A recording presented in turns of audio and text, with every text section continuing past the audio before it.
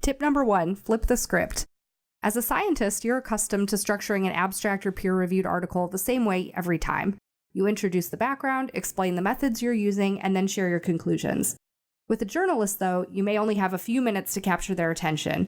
To reach this audience, you really want to take the opposite approach and model a journalist's storytelling style. They want to hear the bottom line first. What did you find? And then your explanation of why it matters.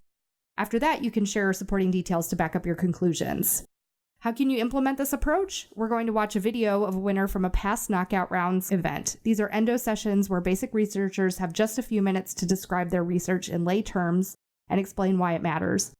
In this example, the researcher is putting her work in broader context and using a storytelling approach. The premise is really that there are no preventative drug treatments to date for post-traumatic stress disorder, despite its prevalence. 1 in 4 veterans of the recent wars in Iraq and Afghanistan has a diagnosis of PTSD. So we know that chronic psychological stress, which is the kind of stress that most of us humans today are under, serves as a risk factor for accelerating the progression from trauma exposure to post-traumatic stress disorder. But we don't know how that happens. So my work looked into the hormone ghrelin, and it's actually involved in stress-induced fear.